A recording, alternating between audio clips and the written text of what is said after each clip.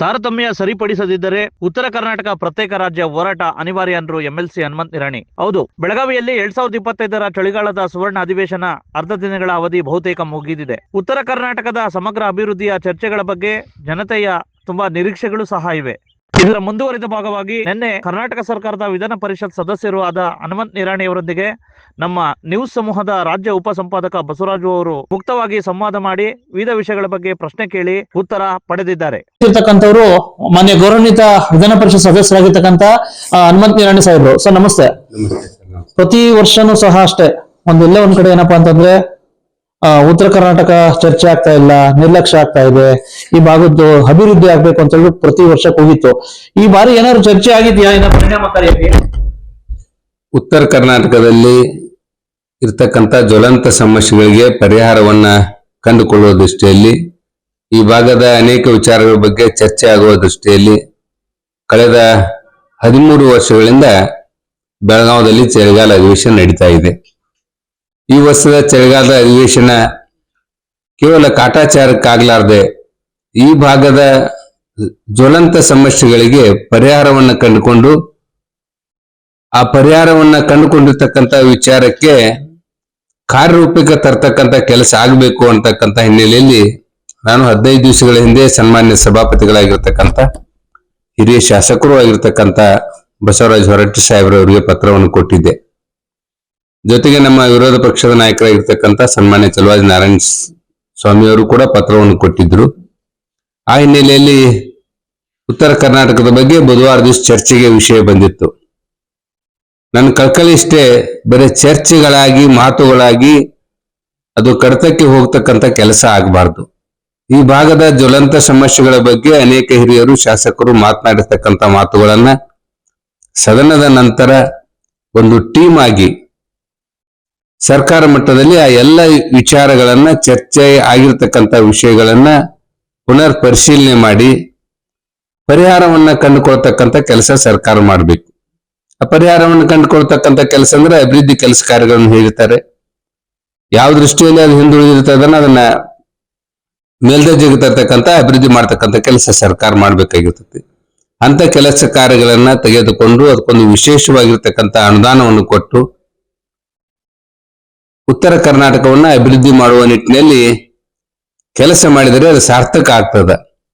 ಈ ವರ್ಷದಲ್ಲಿ ಉತ್ತರ ಕರ್ನಾಟಕದ 14 ಜಿಲ್ಲೆಗಳಲ್ಲಿ ಏನೆಲ್ಲ ಕಾರ್ಯಗಳನ್ನು ಮಾಡಬೇಕು ಅಂತಕ್ಕಂಥ ನಿರ್ಣಯವನ್ನು ಮಾಡಿ ಸದನದ ನಂತರ ನಿರ್ಣಯವನ್ನು ಮಾಡಿ ಆ ಕೆಲಸವನ್ನ ಬರ್ತಕ್ಕಂಥ ವರ್ಷದಲ್ಲಿ ಮಾಡಬೇಕು, 2 ವರ್ಷದಲ್ಲಿ ಮಾಡಬೇಕು, ಹಂತ ಹಂತವಾಗಿ 2-3 ವರ್ಷದಲ್ಲಿ ಆ ಯೋಜನೆಗಳ ಪೂರ್ತಿ ಆಗುವ ನಿಟ್ಟಿನಲ್ಲಿ ಸರ್ಕಾರ ಹಣಕಾಸಿನ ವ್ಯವಸ್ಥೆಯನ್ನ ಉತ್ತರ ಕರ್ನಾಟಕಕ್ಕೆ ಒದಗಿಸಿಕೊಟ್ರೆ ಆಗ ಮಾತ್ರ ಈ ಸದನದ ಸಾರ್ಥಕತೆ ಆಗ್ತೈತಿ ಅಂತಕ್ಕಂಥ ಮಾತನ್ನ ಹೇಳಿಕ್ಕೆ ಬಯಸ್ತಾ ಇದ್ದೇನೆ. ಈ ಕುರಿತು ನಾನು ಸುದೀರ್ಘವಾಗಿ ಬುಧವಾರ ದಿವಸ 1 ಗಂಟೆಗಳ ಕಾಲ ಸದನದಲ್ಲಿ ನನಗೆ ಅವಕಾಶ ಕೊಟ್ಟಾಗ ಬಹಳಷ್ಟು ವಿಚಾರಗಳ ಬಗ್ಗೆ ಮಾತನಾಡಿದ್ದೀನಿ. ಇನ್ನೂ ಮಾತನಾಡ್ತಕ್ಕಂಥ ವಿಷಯಗಳು ಸಾಕಷ್ಟು ಇದ್ದು ಅದರ ಸದನದಲ್ಲಿ ಬಹಳಷ್ಟು ಜನರು ಮಾತನಾಡಬೇಕಾಗಿರೋದ್ರಿಂದ ನಾನು ಕೊಟ್ಟಿರ್ತಕ್ಕಂಥ ಅವಧಿಯಲ್ಲಿ ಈ ಭಾಗದ ನೀರಾವರಿ ಯೋಜನೆಗಳ ಬಗ್ಗೆ ನಾನು ಮಾತನಾಡಿದ್ದೇನೆ.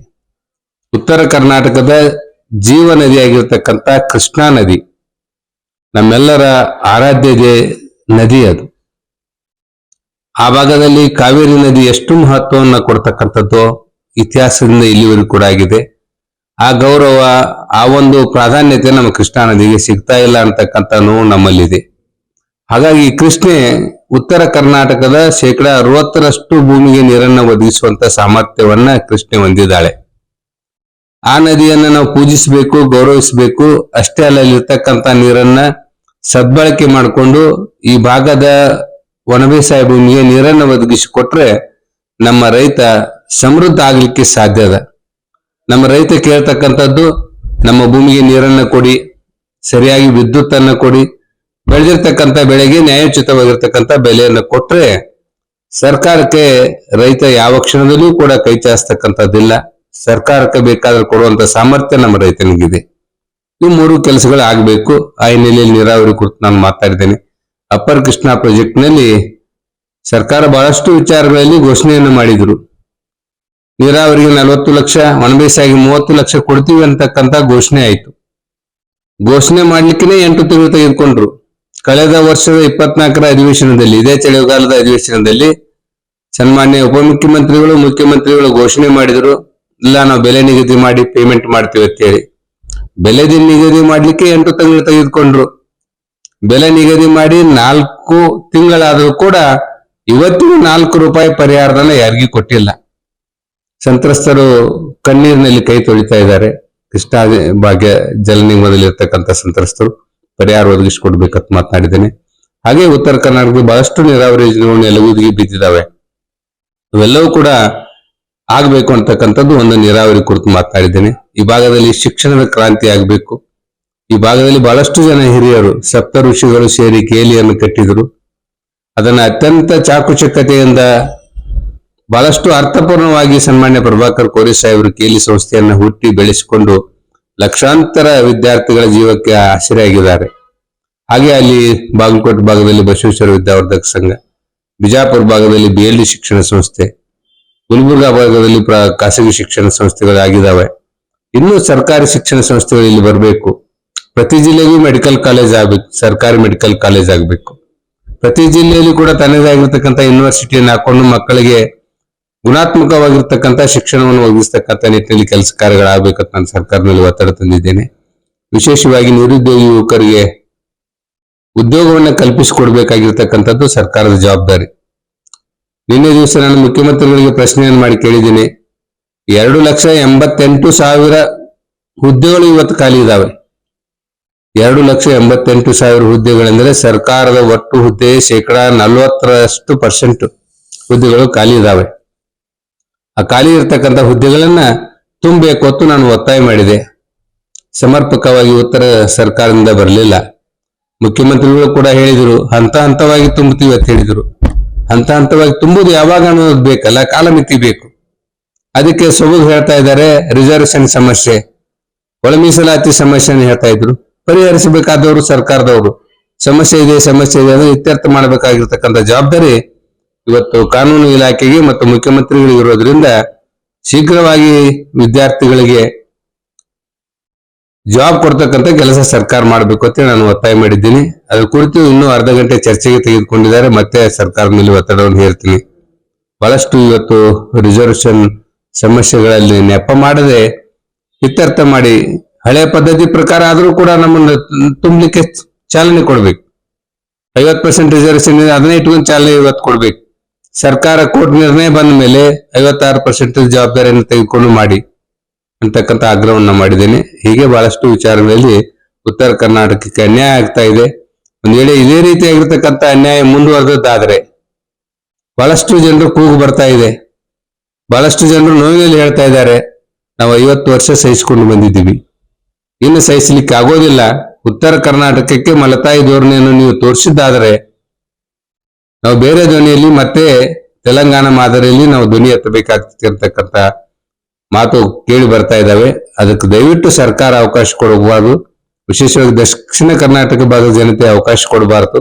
ಈ ಭಾಗಕ್ಕೆ ನಿರ್ಲಕ್ಷ್ಯಕ್ಕೆ ಒಳಗಾಗಿರ್ತಕ್ಕಂಥ ಇವತ್ತು ಪ್ರವಾಸೋದ್ಯಮ ಇರ್ಬೋದು, ನೀರಾವರಿ ಇರ್ಬೋದು, ಕೃಷಿ ಇರ್ಬೋದು, ತೋಟಗಾರಿಕೆ ಬೆಳೆ ಇರ್ಬೋದು, ಇವೆಲ್ಲವನ್ನ ಉಳಿಸ್ಕೊಂಡು ಹೋಗ್ತಕ್ಕಂಥದ್ದು, ಬೆಳೆಸ್ತಕ್ಕಂಥ ಕೆಲಸ ಸರ್ಕಾರ ಮಾಡಿ ಸಮತೋಲನವನ್ನ ಕಾಯ್ದುಕೊಂಡ್ರೆ ಅಖಂಡ ಕರ್ನಾಟಕವಾಗಿ ಉಳಿತೈತೆ ಅಂತಕ್ಕಂಥದ್ದು ಹೇಳಿಕೆ ಬಯಸ್ತಾ ಇದ್ದೀನಿ. ಸರಿ, ಸಾಕಷ್ಟು ಸಂಘಟನೆಗಳು ಮತ್ತೆ ವಿಶೇಷವಾಗಿ ಆಡಳಿತ ಪಕ್ಷದ ಶಾಸಕರೇ ಸಾಕಷ್ಟು ತಾರತಮ್ಯ ಆಗ್ತಾ ಇದೆ. ಮತ್ತೆ ಒಂದ್ ರೀತಿ ಉತ್ತರ ಕರ್ನಾಟಕ ಪ್ರತ್ಯೇಕ ರಾಜ್ಯ ಆಗ್ಲಿಕ್ಕೆ ಪತ್ರ ಬರ್ತಿರ್ತಕ್ಕಂಥದ್ದು. ಎಲ್ಲ ಒಂದ್ ಕಡೆ ಏನ್ ಸರ್, ಬರೀ ಅವ್ರವ್ರ ಕೆಲಸಗಳು ಮಾತ್ರ ಪ್ರತ್ಯೇಕ ರಾಜ್ಯ ಎತ್ಬಿಟ್ರೆ ಏನ್ ಕೆಲ್ಸಗಳಾಗ್ತವ ಅಂತನ? ಇದೊಂದ್ ರೀತಿ ಬರೇ ಪ್ರತ್ಯೇಕ ರಾಜ್ಯ ಅಂತಕ್ಕಂಥದ್ದು ಬರೇ ಕೆಲ್ಸಗಳಿಗೆ ಇದಾಗ್ತಾ ಇದೆ ಸರ್. ಇದು ಯಾವಾಗ ಈ ಮನೆಯಲ್ಲಿ 2 ಮಕ್ಕಳಿದ್ರೆ 2 ತಂದೆ ಆಗಿರ್ತಕ್ಕಂಥವ್ರು ಸರಿಯಾಗಿ ನೋಡ್ಕೊಂಡ್ರೆ 2 ಮಕ್ಕಳು ಮನೆಯಾಗ ಚೆನ್ನಾಗಿರ್ತಾರೆ. ಒಬ್ಬ ಮಗು ಒಂಥರ, ಇನ್ನೊಬ್ಬ ಮಗು ಇನ್ನೊಂಥರ ಮಾಡಿದ್ರೆ ಯಾವ ಮಗಿಗೆ ನೋವು ಆಗ್ತದ, ಆ ಮನೆ ಬಿಟ್ಟು ಹೋಗ್ಲಿಕ್ಕೆ ಆ ಮಗ ತಯಾರಾಗ್ತಾನೆ. ಅದೇ ರೀತಿಯಾಗಿರ್ತಕ್ಕಂಥದ್ದು. ಹಾಗಾಗಿ ನಾವು ಇವತ್ತು ತಾಯಿ ಅತ್ತಾಗ ಮಕ್ಕಳಿಗೆ ಹಾಲು ಉಣಿಸ್ತಾಳನ್ನೋ ಹಾಗೆ ನಾವು ನಮ್ಮ ನೋವನ್ನ ಸರ್ಕಾರ ಕೇಳ್ಕೊಳ್ತಾ ಇದ್ವಿ. ನಮಗೆ ಹಾಲು ಉಣಿಸ್ತಕ್ಕಂಥ ಕೆಲಸ ಸರ್ಕಾರ ಮಾಡ್ಲಿ ಅಂತ ಆಶೆ ಇದೆ. ಈಗ ಪದವೀಧರರು ಸಾಕಷ್ಟು ಸಮಸ್ಯೆಗಳಿದೆ, ನಿರುದ್ಯೋಗಿ ಸಮಸ್ಯೆ, ಮತ್ತೆ ವಿಶೇಷವಾಗಿ ಶಿಕ್ಷಕರಿಗೆ ಸಂಬಂಧಿಸಿದಂತೆ ಹಲವಾರು ಸೌಲಭ್ಯಗಳ ಸಮಸ್ಯೆಗಳಿದಾವೆ. ಯಾಕೆ ಸರ್ ಈ ರೀತಿ ಇದ್ದಾಗ ಎಲ್ಲ ಒಂದ್ ಕಡೆ ತಾವು ಈ ಕಡೆ ಭಾಗದ ತುಂಬಾ ಇದು ನಿಮ್ ಬಿಟ್ಬಿಟ್ರೆ ಯಾರು ಅಷ್ಟೊಂದು ಪ್ರಬಲವಾಗಿ ಯಾಕೆ ಇದ್ ಮಾಡ್ತಾ ಇಲ್ಲ? ಯಾಕೆ ಸರ್ ಇದು? ಇಲ್ಲ, ಅವ್ರವ್ರ ಹಂತದಲ್ಲಿ ಅವ್ರು ಪ್ರಯತ್ನ ಮಾಡ್ತಾ ಇರ್ತಾರೆ. ನನಗೂ ಆಸೆ ಇದೆ. ಬಹಳಷ್ಟು ಜನ ಪದವೀಧರ ನನಗೆ ಆಶೀರ್ವಾದ ಮಾಡಿದ್ದಾರೆ. ಹಾಗಾಗಿ ಇವತ್ತು ಅವರ ಬೇಡಿಕೆಗಳಿಗೆ ಸ್ಪಂದನೆ ಮಾಡಬೇಕಾಗಿರ್ತಕ್ಕಂಥ ನಮ್ಮ ಜವಾಬ್ದಾರಿ. ಆ ನಿಟ್ಟಿನಲ್ಲಿ ಎಲ್ಲರನ್ನೂ ಕರ್ಕೊಂಡು ಸರ್ಕಾರ ಮೇಲೆ ಒತ್ತಡ ತಂದು ಅಪಾಯಿಂಟ್ಮೆಂಟ್ ಆಗುವಂತದ್ದು, ಪರಿಹಾರ ಕೊಡ್ತಕ್ಕಂಥದ್ದು ಇರ್ಬೋದು, ಗೆಸ್ಟ್ ಲೆಕ್ಚರ್ ಮಾಡ್ತಕ್ಕಂಥದ್ದು ಇರ್ಬೋದು, ಶಿಕ್ಷಣ ಇಲಾಖೆಯಲ್ಲಿ ಇರ್ತಕ್ಕಂಥ ಖಾಲಿ ಹುದ್ದೆಗಳನ್ನು ತುಂಬತಕ್ಕಂಥದ್ದು, ನಮ್ಮ ಶಿಕ್ಷಕರಿಗೆ ಬೇಕಾಗಿರ್ತಕ್ಕಂಥ ಸಮಸ್ಯೆಗಳಿಗೆ ಪರಿಹಾರವನ್ನು ಒದಗಿಸಿಕೊಡ್ತಕ್ಕಂಥದ್ದು. ಯಾವಾಗ ನಮ್ಮ ಶಿಕ್ಷಣ ಸುಧಾರಿಸ್ತದ, ದೇಶ ಸುಧಾರಣೆ ಆಗ್ತದ. ಎಲ್ಲಿವರೆಗೂ ಶಿಕ್ಷಣಕ್ಕೆ ಬೇಕಾಗಿರ್ತಕ್ಕಂಥ ಪ್ರೋತ್ಸಾಹವನ್ನು ಸರ್ಕಾರ ಕೊಡುದಿಲ್ಲೋ ಅಲ್ಲಿವರೆಗೆ ರಾಜ್ಯದ ಜನ ಸುಧಾರಿಸಲಿಕ್ಕೆ ಸಾಧ್ಯ ಇಲ್ಲ.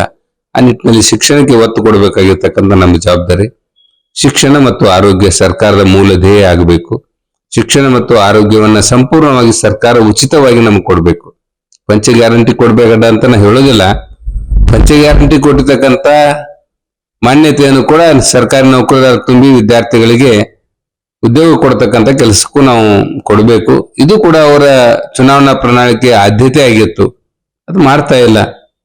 ಈ ನೋವು ನಮ್ಮೆಲ್ಲರಲ್ಲಿದೆ. 70,000 ಶಿಕ್ಷಣ ಇಲಾಖೆಯಲ್ಲಿ ಖಾಲಿ ಇಟ್ಟುಕೊಂಡು ಗುಣಾತ್ಮಕವಾಗಿರ್ತಕ್ಕಂಥ ಶಿಕ್ಷಣ ನಮ್ಮ ಮಕ್ಕಳಿಗೆ ಕೊಡ್ಲಿಕ್ಕೆ ಯಾಕೆ ಸಾಧ್ಯತೆ. ಹಾಗಾಗಿ ಶಿಕ್ಷಣ ಇಲಾಖೆಗೂ ತುಂಬಬೇಕು, ಹೆಚ್ಚು ಆದ್ಯತೆಯನ್ನು ಕೊಡಬೇಕು. ಆರೋಗ್ಯ ಇಲಾಖೆಗೆ ಹೆಚ್ಚು ಆದ್ಯತೆಯನ್ನು ಕೊಡ್ತಕ್ಕಂಥದ್ದಾಗಬೇಕು. ಅದಾಗ ಮಾತ್ರ ಸಮತೋಲನ ಕಾಯ್ಲಿಕ್ಕೆ ಸಾಧ್ಯತೆ. ತಾವು ಒಂದ್ ರೀತಿ MLC ಅವರು ಹಾಗೆ ಆಯ್ಕೆ ಆದ್ಮೇಲೆ ಎಲ್ಲ ಒಂದ್ ಕಡೆ ಇಲ್ಲಿವರೆಗೂ ಸಹ ಸವಸ್ಕೊಂತ ಬಂದಿದ್ದೀರಾ, ಇನ್ನು ಅವಧಿ ಇದೆ. ವಿಶೇಷವಾಗಿ ಇಷ್ಟು ದಿನ ಕೆಲಸ ಮಾಡೋದಕ್ಕೆ ನಿಮ್ಗೆ ಆತ್ಮತೃಪ್ತಿ ಇದೆಯಾ ಸರ್? ಸರ್, ಪ್ರಾಮಾಣಿಕವಾಗಿ ಏನ್ ಸಾಧ್ಯ ಇದೆ ಸರ್ಕಾರ ಮೇಲೆ ಒತ್ತಡ ತರ್ತಾ ಇದ್ವಿ, ಕೆಲಸ ಕಾರ್ಯಗಳನ್ನು ಮಾಡ್ತಾ ಇದ್ದೀವಿ. ನಿರೀಕ್ಷೆ ಮಟ್ಟಿಗೆ ಆಗಿಲ್ಲ.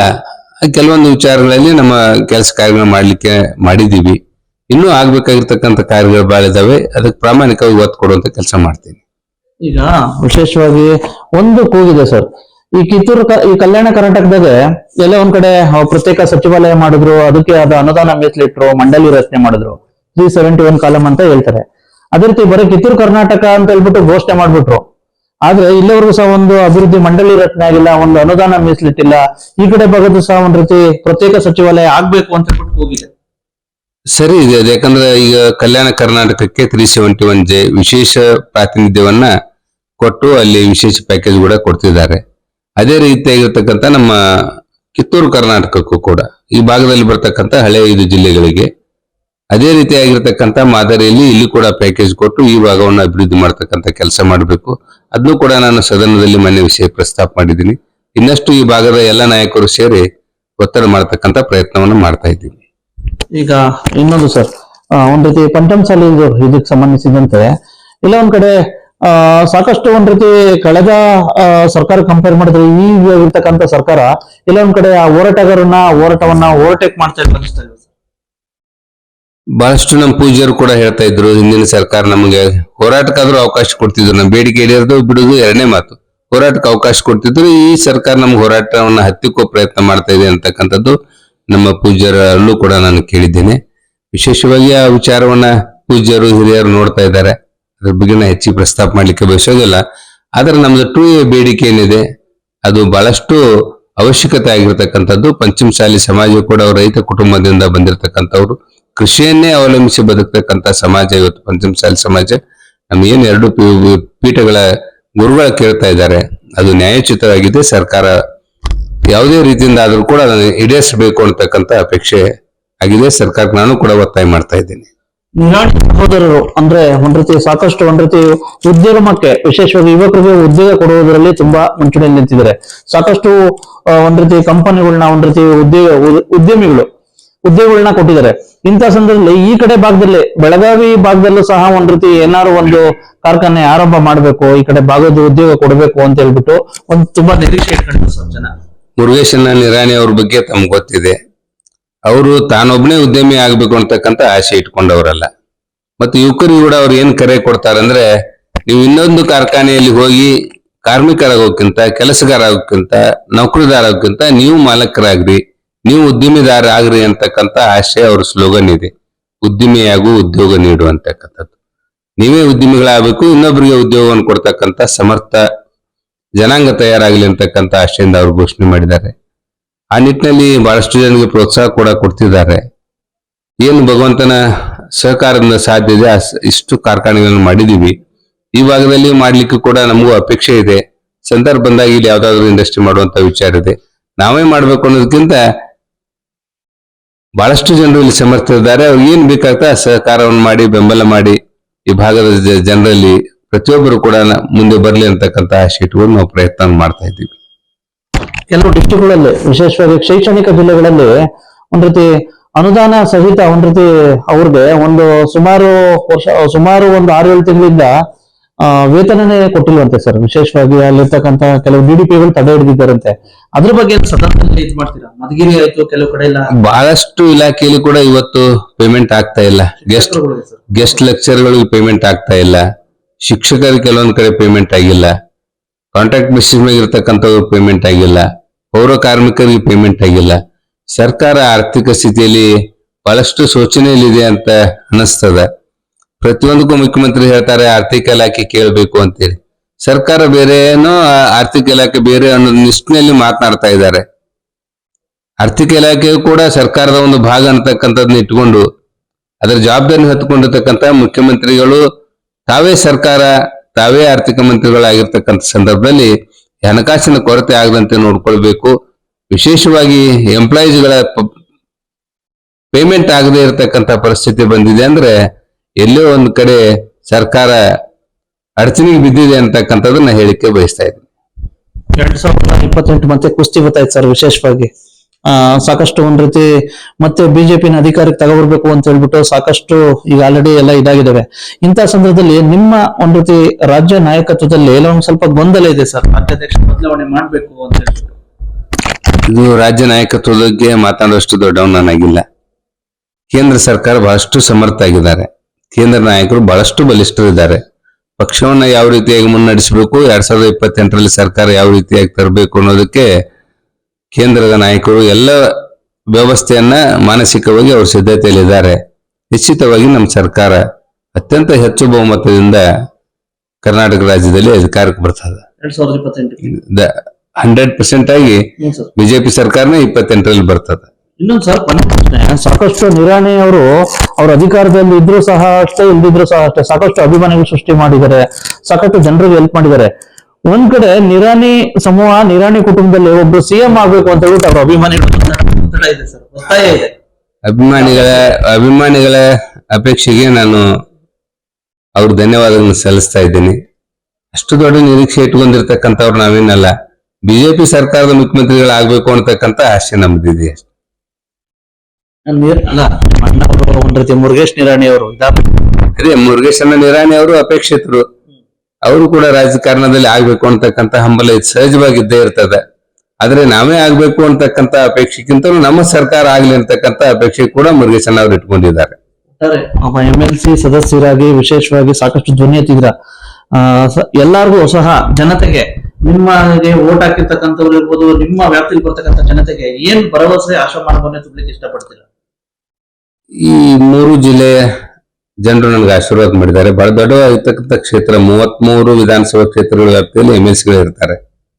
ಯಾಕೆ ಇಷ್ಟು ಕ್ಷೇತ್ರ ದೊಡ್ಡದಕ್ಕೊಬ್ಬೊಬ್ರು ಮಾಡಿದ್ದಾರೆ ನನಗೆ ಇನ್ನೂ ಅರ್ಥ ಆಗ್ತಾ ಇಲ್ಲ. ಏನು ಪ್ರಾಮಾಣಿಕವಾಗಿ ನಾನು ನನ್ನ ವ್ಯಾಪ್ತಿಗೆ ಬರ್ತಕ್ಕಂಥ ಕೆಲಸ ಕಾರ್ಯಗಳಲ್ಲಿ 24x7 ಕೆಲಸ ಮಾಡ್ತಕ್ಕಂಥದ್ದನ್ನ ಮಾಡ್ತಾ ಇದ್ದೀನಿ. ಬಹಳಷ್ಟು ಜನರು ಭರವಸೆಯನ್ನು ಇಟ್ಕೊಂಡಿದ್ದಾರೆ. ಆ ನಿಟ್ಟಿನಲ್ಲಿ ಸಾಧ್ಯವಿದ್ದ ಎಲ್ಲ ಕೆಲಸ ಕಾರ್ಯಗಳನ್ನ ಮಾಡ್ತಾ ಬಂದಿದ್ದೀನಿ. ಇನ್ನೂ ಮಾಡ್ಬೇಕಾಗಿರ್ತಕ್ಕಂಥದ್ದು ಬಹಳಷ್ಟು ಇದೆ. ಯುವಕರಿಗೆ ಉದ್ಯೋಗವನ್ನು ಕೊಡಿಸ್ತಕ್ಕಂಥದ್ದಾಗಿರ್ಬೋದು, ಶಿಕ್ಷಕರ ನ್ಯಾಯವನ್ನು ಕೊಡಿಸ್ತಕ್ಕಂಥದ್ದಾಗಿರ್ಬೋದು, ಶೈಕ್ಷಣಿಕ ಪ್ರಗತಿಯನ್ನು ಮಾಡ್ತಕ್ಕಂಥದ್ದಾಗಿರ್ಬೋದು, ನೀರಾವರಿಯನ್ನ ಈ ಭಾಗದಲ್ಲಿ ತರಬೇಕಂತಕ್ಕಂಥದ್ದು, ಇಂಡಸ್ಟ್ರಿಗಳಾಗಬೇಕು ಅಂತಕ್ಕಂಥದ್ದು, ವಿಶೇಷವಾಗಿ ಅಪರ್ ಕೃಷ್ಣಾ ಪ್ರಾಜೆಕ್ಟ್ ನಲ್ಲಿ ನೊಂದಿರ್ತಕ್ಕಂಥ ಜನರಿಗೆ ನ್ಯಾಯವನ್ನು ಕೊಡಿಸ್ತಕ್ಕಂಥ ನಿಟ್ಟಿನಲ್ಲಿ 24 ತಾಸು ಕೂಡ ನನ್ನ ಕಾರ್ಯಾಲಯ ತೆಗೆದಿರ್ತದೆ. ಅಲ್ಲಿ ಕೆಲಸ ಕಾರ್ಯಗಳನ್ನು ಮಾಡ್ತಾ ಇದ್ದೀನಿ ಅಂತಕ್ಕಂಥದ್ದು ಹೇಳಿಕೆ ಬಯಸ್ತಾ ಇದ್ದೀನಿ. ಗೊತ್ತಾಯ್ತಲ್ಲ, ಮಾನ್ಯ ಗೌರವಾನ್ವಿತ ವಿಧಾನ ಪರಿಷತ್ ಸದಸ್ಯರಾಗಿರ್ತಕ್ಕಂಥ ಶ್ರೀ ಹನುಮಂತ್ ನಿರಾಣಿ ಸಾಹೇಬ್ರ ಅಭಿಪ್ರಾಯ. Thanks for watching. Read, discuss and debate with editor Dr. Yan Prashant Rao. Wanted reporters in print, digital and visual media for Bharat Vaibhav Daily Newspaper, BV News 5 Channel and BV Fast Web News from all the talukas of Karnataka, Goa and Maharashtra. If interested, send your resume to 9019229369.